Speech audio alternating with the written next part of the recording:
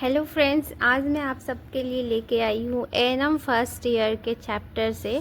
और ये मैं बुक से ही पढ़ाऊँगी। तो मैं आज पढ़ाने वाली हूँ कम्युनिटी हेल्थ प्रॉब्लम्स की पार्ट सी को।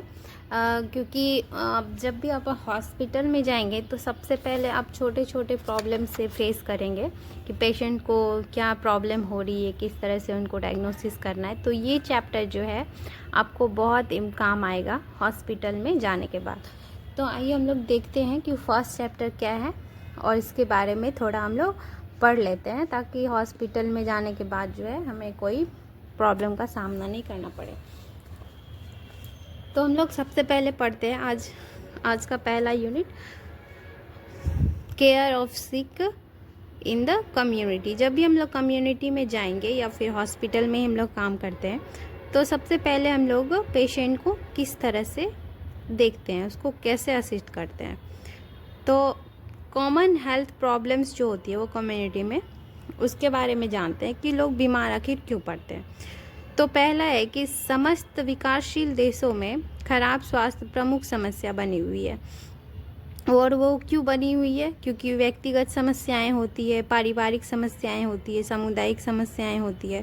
तो हमारे स्वास्थ्य को प्रभावित करने वाले बहुत सारे कारक होते हैं।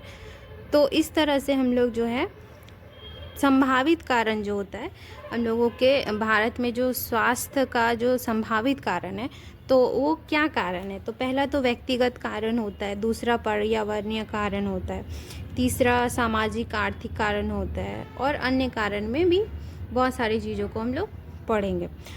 तो जो व्यक्तिगत कारण होता है वो गलत जीवन शैली होती है।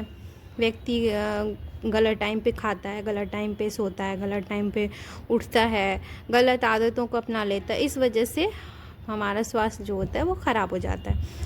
और दूसरा होता है कि उनकी लाइफ जो होती है स्ट्रेसफुल लाइफ होती है, तो उसके बेवजह का या तो तनाव वो लेते हैं, इस वजह से वो बहुत बीमार पड़ जाते हैं। और तीसरा कारण है कि स्वास्थ्य के प्रति चेतनता का अभाव या लापरवाही। व्यक्ति ये तो जानता है कि स्वास्थ्य खराब हो जाएगा, पर उसे ये नहीं पता होता कि ऐसा करने से ही तबीयत खराब हो जाएगी। तो उस चीज़ की लापरवाही बरतता है और खुद पे ध्यान नहीं देता है तो इस वजह से भी क्या होता है कि व्यक्ति बीमार हो जाता है। और दूसरा कारण होता है इन्वायरमेंटल कॉज, जिसमें आता है कि व्यक्ति स्वच्छ पानी नहीं पी रहा है, और उसके यहाँ पानी की कमी है या स्वच्छ पानी का अभाव के वजह से भी हम लोग बीमार पड़ते हैं।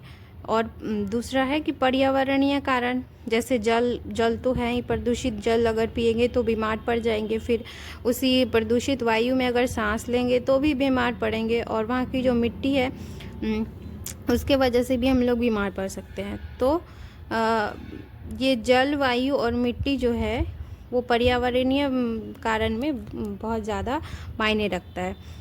और अस्वास्थ्यकर रहन सहन, यानी कि हम लोग घर में तो रह रहे, घर में तो साफ़ सुथरा रह रहे, लेकिन घर के आसपास जो होता है वो कूड़ा करकट रखा रहता है।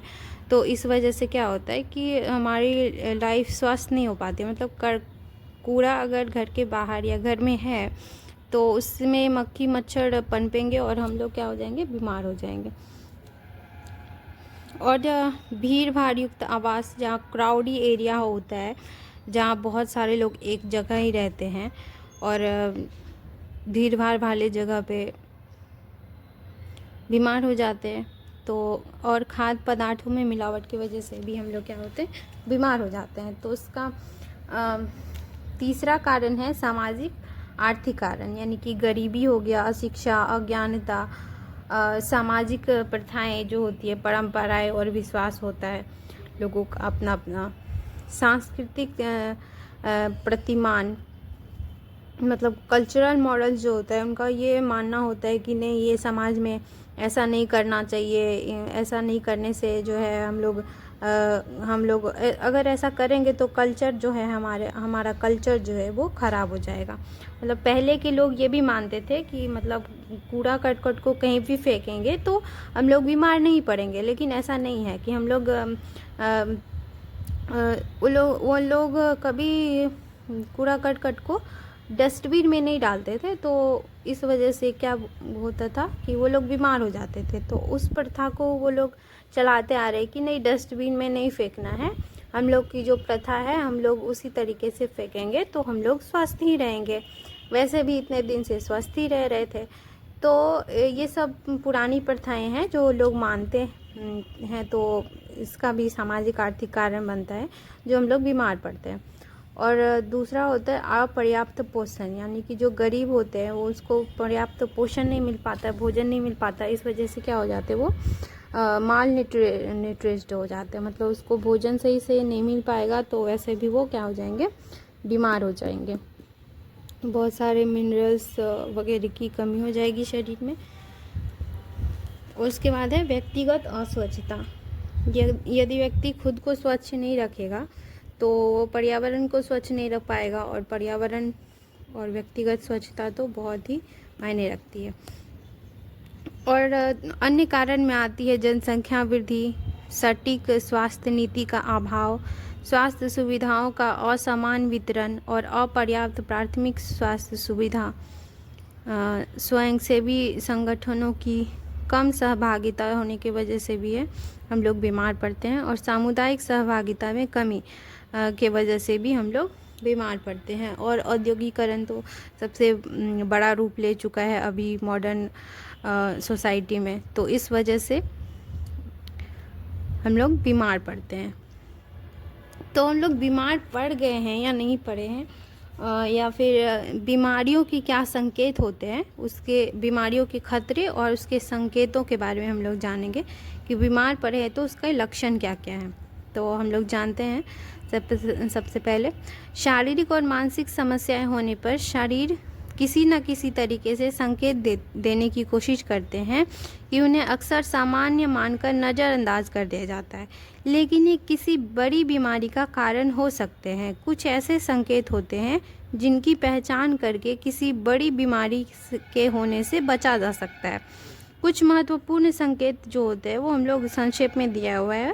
पहला है कि छाती में दर्द होगा तो माना जाता है कि हम लोग किसी गंभीर बीमारी से जूझ रहे हैं, यानी कि छाती में दर्द से रिलेटेड हो जाता है कि हमें टीवी वगैरह तो नहीं होगी है। तो इस वजह से हम लोग जांच करते हैं कि कौन से अंग में दर्द हो रहा है, जो हम लोग उस चीज़ को डायग्नोसिस कर पाएँ। तो पहला है छाती में दर्द, फिर पेट में दर्द, फिर शरीर के वजन में अचानक से कमी या बढ़ोतरी हो जाती है इस वजह से, और फिर कमज़ोरी या थकान भी हो जाती है। उसके बाद सांस लेने में तकलीफ़ अगर होती है तो भी हम लोग समझते हैं कि कोई गंभीर बीमारी हो सकती है। उल्टी लगातार अगर हो रही है, उल्टी होना, निगलने में कठिनाई होना, पैरों में सूजन होना, त्वचा के रंग में परिवर्तन होना, ये सारी चीज़ें जो होती है तो हमें बीमारी के लक्षण के संकेत देती है और हमें इमीडिएट जो है हॉस्पिटल जाना चाहिए। तो अगर स्वास्थ्य का आकलन करना है तो किस तरीके से हम लोग स्वास्थ्य का आकलन कर सकते हैं, बारे में हम लोग यदि किसी व्यक्ति अथवा समुदाय के स्वास्थ्य स्तर का निर्धारण करने के लिए अथवा स्वास्थ्य सेवाएं प्रदान करने के लिए की जाने वाली एक ऐसी सतत एवं नियमित प्रक्रिया है जिसके द्वारा व्यक्ति, परिवार एवं समुदाय की वर्तमान स्वास्थ्य स्थिति का पता लगाया जाता है। मतलब समुदाय में हम लोग जब भी जाते हैं तो स्वास्थ्य का निर्धारण कैसे करेंगे, तो या तो व्यक्ति के को स्वास्थ्य सेवाएं जो प्रदान की जा रही है। अगर मेरा वीडियो आपको अच्छा लगता है तो आप कमेंट करिए, और आप अगला वीडियो में किस पे बनाऊं इसके लिए भी आप मुझे कमेंट कर सकते हैं। तो मेरे चैनल को प्लीज़ लाइक, शेयर और सब्सक्राइब करना ना भूलिएगा। यह नर्सिंग प्रक्रिया का प्रथम चरण होता है।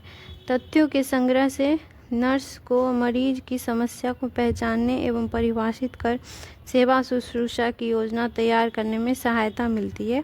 स्वास्थ्य आकलन निम्न प्रक्रिया सम्मिलित है। स्वास्थ्य का आकलन हम लोग किस तरीके से करेंगे? स्वास्थ्य का आकलन करने के लिए सबसे पहले पेशेंट का हिस्ट्री लेना होता है कि सबसे पहले क्या करेंगे, हिस्ट्री टेकिंग करेंगे कि ये जो बीमार हुए हैं इससे पहले भी ये बीमारी हुई है कभी या नहीं, ऐसा दर्द हुआ है पहले या नहीं।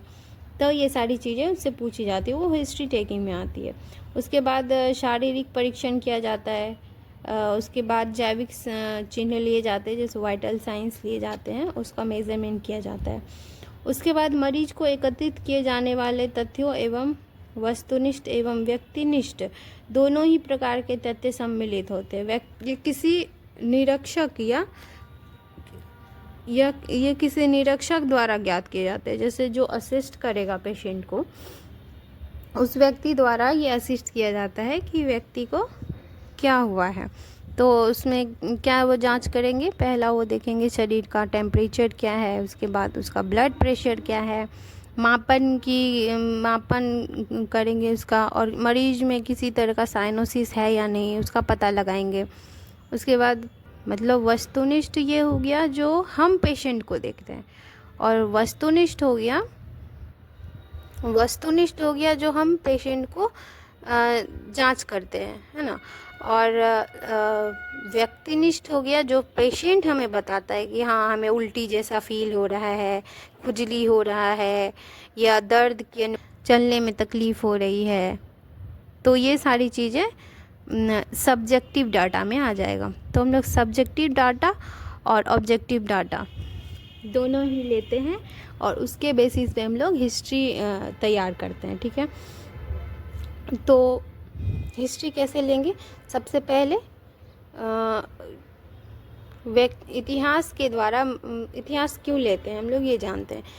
इतिहास के द्वारा मरीज के व्यक्तिनिष्ठ तथ्य एकत्रित किए जाते हैं। इसके लिए मरीज का साक्षात्कार लिया जाता है, इंटरव्यू कैसे, हम लोग ऐसे सामने बैठा देते हैं, फिर पूछते हैं कि इससे पहले भी दर्द हुआ है, इससे दर्द कभी कभी होता है या लगातार होता है, ये सारी चीज़ें हम लोग पूछते हैं, ठीक है। और उसके बाद परिवारजन से भी इसकी जानकारी प्राप्त की जाती है। रोगी के विषयों स्वास्थ्य के प्रति उसके दृष्टिकोण, पूर्व चिकित्सा विवरण तथा उपचार हेतु इतिहास लेना आवश्यक होता है। तो इतिहास क्यों लिया जाता है कि रोगी का विश्वास प्राप्त करने के लिए हम लोग उनका हिस्ट्री टेकिंग, जब तक वार्तालाप नहीं करेंगे पेशेंट से तो वो अपनी बातें हमें कैसे बताएगा, नहीं बता पाएगा, है ना। तो इस वजह से भी हम लोग हिस्ट्री टेकिंग लेते हैं, और इस वजह से भी लेते हैं ताकि उसके पूर्व इतिहास के बारे में पता चल सके कि उसे ये बीमारी पहले थी या नहीं थी, या फर्स्ट टाइम हुआ है ना। इतिहास के माध्यम से मरीज की व्यक्तिगत, सामाजिक, पारिवारिक पृष्ठभूमि, पोषण, पूर्व की बीमारी, दुर्घटना, वर्तमान रोग आदि के संबंध में सूचनाएं प्राप्त की जाती है। तो ये सारी चीज़ें जो है हम लोग पेशेंट से वार्तालाप करके उसका विश्वास प्राप्त करते हैं, और फिर उसके बीमारी का डायग्नोसिस करने में आसानी होती है। तो इतिहास लेने के दौरान जो घटक अनिवार्य होते हैं वो कौन से घटक अनिवार्य होते हैं? Biographical data, personal history, family history, social history, है ना। या फैमिली हिस्ट्री फिर से दिया गया था इसलिए मैंने इसको काट दिया है। और पूर्व चिकित्सीय एवं शल्य क्रिया इतिहास, यानी कि पोस्ट मेडिकल एंड सर्जिकल, पहले उसकी सर्जिकल हिस्ट्री है या नहीं, या उसका पास्ट मेडिकल हिस्ट्री है या नहीं, ये सारी चीज़ें हम लोग हिस्ट्री टेकिंग में ही लेते हैं। उसके बाद है प्रेजेंट इलनेस, तो उसको अभी वर्तमान में कौन सी बीमारी है उसके बारे में हम लोग पूछते हैं। चीफ कंप्लेंट्स उसकी जो है, मतलब बहुत सारी बीमारी तो है, उसको बहुत सारा चीज़ तो हो रहा है, लेकिन उसमें भी मुख्य कौन सा है उसके बारे में हम लोग पूछते हैं कि मेजर कौन सा है, ठीक है। उसके बाद हम लोग फिजिकल असेसमेंट करते हैं। तो फिजिकल एग्जामिनेशन में क्या करेंगे हम लोग कि शारीरिक परीक्षण, शरीर के किसी भाग या संपूर्ण शरीर का विस्तृत परीक्षण या अध्ययन करते हैं, जिससे मरीज की सामान्य शारीरिक स्थिति मूल्यांकन किया जाता है। स्वास्थ्य मूल्यांकन हेतु शारीरिक परीक्षण में निम्न का समावेश होता है। तो शारीरिक परीक्षण जो करेंगे, फिजिकल एग्जामिनेशन जो करेंगे, तो उसमें हम लोग क्या क्या करते हैं? तो उसमें हम लोग वज़न लेते हैं, उसकी ऊंचाई का माप करते हैं। और वज़न और ऊंचाई क्यों लेते हैं कि अगर हमें दवाई देने की ज़रूरत पड़े तो उसके हाइट और वेट के हिसाब से उसको दवाई प्रेफर कर सके, इस वजह से हम लोग हाइट और वेट लेते हैं, ठीक है।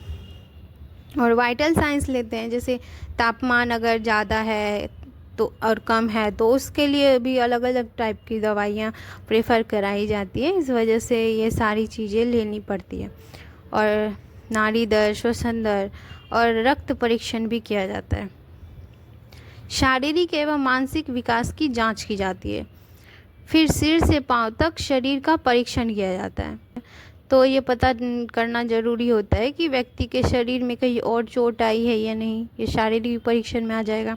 तो शरीर के परीक्षण के क्या उद्देश्य होते हैं कि मरीज के शारीरिक एवं मानसिक स्थिति का सही आकलन करवाना, ये शारीरिक परीक्षण का उद्देश्य होता है। और क्या उद्देश्य होता है कि रोग को उसकी प्रारंभिक अवस्था में ही पहचान लेना। अगर बीमारी पुरानी हो जाती है तो उसको थोड़ा डायग्नोसिस करना मुश्किल हो जाता है। मुश्किल मतलब क्या होता है कि पेशेंट को ज़्यादा तकलीफ़ होती है उस समय में। तो उसके रोग के प्रारंभिक अवस्था में ही रोग के प्रारंभिक अवस्था में अगर हम लोग जान लेते हैं तो जड़ से उसको ख़त्म करने की संभावना ज़्यादा हो जाती है। तो रोगी में रोग के कारण एवं सीमा का निर्धारण किया जाता है। उसके बाद है मरीज हेतु आवश्यक उपचार के लिए परिचर्या निदान निर्धारण करना, यानी कि नर्सिंग डायग्नोसिस करना। तो हम लोग जो मरीज को आवश्यक होता है, जो चीज़ जिस उपचार की आवश्यकता होती है तो उस उपचार को हम लोग प्रोवाइड कराते हैं। रोगी की अवस्था में हुए कोई परिवर्तन या सुधार या कमी तथा औषधि के प्रभाव को देखना समझना पड़ता है। उसके बाद प्रारंभिक चिन्ह को नोट कर मरीज एवं उसके परिवार की सुरक्षा करना, विशेषकर संचारी मामलों में उसकी सुरक्षा करना ज़्यादा ज़रूरी होता है। जैसे कि प्रारंभिक चिन्ह को नोट करके मरीज एवं उसके परिवार की सुरक्षा करेंगे। तो प्रारंभिक चिन्ह जैसे मरीज को अगर संक्रामक बीमारी है तो वो बीमारी उसके फैमिली वालों को भी ना हो जाए, इस वजह से उसके परिवार को भी सुरक्षित रखना हमारा कर्तव्य होता है। ठीक है, ताकि ये बीमारी जो व्यक्ति को हुई है वो उसके परिवारजनों को भी ना हो जाए। तो शारीरिक परीक्षण की विधियाँ, शारीरिक परीक्षण की क्या विधियाँ होती है? मोस्टली 5 विधियाँ होती है, जिसमें हम लोग बारी बारी से सबको पढ़ेंगे। तो पहला है इंस्पेक्शन, यानी कि निरीक्षण। तो निरीक्षण कैसे करते हैं हम लोग ये, और इसमें संपूर्ण शरीर या इसके भाग का आकार, आकृति, रंग, ये सारी चीज़ें देख के हम लोग पोजीशन, उसका टेक्सचर कैसा है और समानता है या नहीं, या कोई डिफॉर्मिटी तो नहीं है, ये सारी चीज़ें हम लोग आँख से देखकर डायग्नोसिस करते हैं। निरीक्षण में हम लोग क्या करते हैं, ओटोस्कोप यानी कि कान की नली का यंत्र होता है, और ओप्थेल्मोस्कोप होता है, प्रोक्टोस्कोप जैसी उपकरणों की सहायता लेते हैं, है ना। तो इन सारी चीज़ों को हम लोग क्या करते हैं, इंस्पेक्शन द्वारा हम लोग जांच करते हैं। उसके बाद आता है पाल्पेशन। पाल्पेशन मतलब स्पर्श परीक्षण, हम लोग टच करके पेशेंट को छू के उसके बाद हम लोग उसका डायग्नोसिस करते हैं। जैसे शरीर अथवा शरीर के किसी भाग को हाथों से स्पर्श कर विभिन्न अंगों के आकार एवं स्थिति को महसूस करके उसको स्पर्श करके परीक्षण करते हैं। स्पर्श परीक्षण में उंगलियों के मांसल भाग जो होते हैं, ये जो उंगलियों के मांसल भाग होते हैं, ये जो होते हैं, इसका उपयोग किया जाता है ना। उसके बाद आता है प्रिकॉशन, यानी कि आघात परीक्षण। तो इसमें हम लोग क्या करते हैं कि शरीर के विभिन्न भागों पर उंगलियों से आघात किया जाता है ना। ऐसे टैप टैप करके हम लोग शरीर पे टैप टैप करके जांच करते हैं, थपथपा के जांच करते हैं कि आखिर यहाँ दर्द हो रहा है या नहीं हो रहा है। इस तरह से डायग्नोसिस करते हैं। तो उंगलियों के आघात से थपथपाया जाता है, जिससे शरीर के अंदर के अंगों का आघात की ध्वनि के आधार पर पता लगाया जा सके। आघात परीक्षण हेतु बाएं हाथ की उंगली को मजबूती से जिस भाग का परीक्षण करना है यानी कि वक्ष पर यानी छाती पर अगर परीक्षण करना है तो उस पर थपथपाया जाता है, और पेट पे अगर परीक्षण करना है तो उस पर थपथपाया जाता है। उस पर रखकर सीधे हाथ की उंगलियों से थपथपाते हैं। शरीर की संरचना में हवा, द्रव्य या मांस आघात परीक्षण द्वारा अलग अलग ध्वनियाँ उत्पन्न करते हैं। तो इस तरह से छाती पे अगर टैप टैप करेंगे तो वहाँ का साउंड अलग सुनने में आता है, और अगर पेट पे टैप टैप करते हैं तो वहाँ का साउंड अलग ही होता है। तो अब हम लोग चलते हैं चौथे चरण पे। तो हम लोग ऑस्कल्टेशन द्वारा भी यानी कि परिश्रवण द्वारा भी हम लोग पेशेंट की जांच करते हैं। तो हम लोग स्टेथोस्कोप लेते हैं, जिसकी सहायता से शरीर के अंग जैसे हृदय हो गया, फुफ्फुस यानी कि लंग्स हो गया, हृदय, लंग्स आदि के अंदर की ध्वनियों को सुनने या फीटोस्कोप द्वारा गर्भवती महिलाओं के उदर से सटाकर गर्भस्थ शिशु की हृदय ध्वनि सुनना परिश्रवण कहलाता है। यानी कि अगर हम लोग स्टेथोस्कोप लें या फिर फीटोस्कोप ले, उसको अगर हम लोग शरीर पे लगाकर सुनते हैं तो उसको हम लोग क्या बोलते हैं, ऑस्कल्टेशन बोलते हैं। तो इस तरीके से भी हम लोग जांच करते हैं पेशेंट की।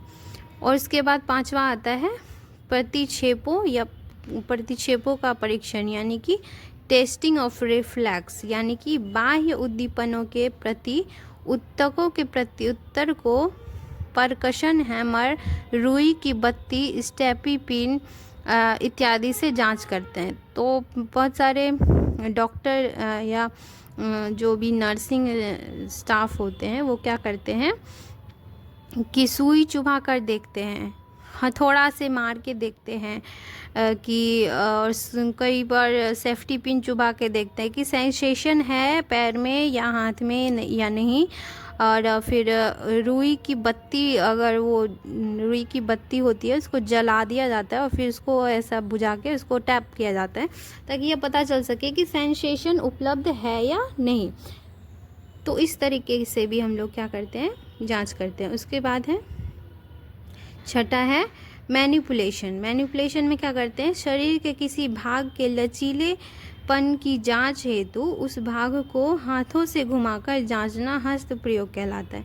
यानी आप इसमें देख सकते हैं जैसे हम लोग फिजियोथेरेपी करवाने जाते हैं तो इसमें ऐसे ही करा जाता है, मैनिपुलेशन किया जाता है। तो शरीर के भागों को, हाथों को, पैरों को घुमाकर या उसको उसके लचीलेपन का जांच करके उसका जांच किया जाता है। ठीक है, तो आज के वीडियो में हम लोग इतना ही पढ़ेंगे। आगे हम लोग जानेंगे कि वाइटल साइंस कैसे लिए जाते हैं और वाइटल साइन क्या होता है। तो इसके बारे में मेरा अगला वीडियो आएगा। राधे राधे।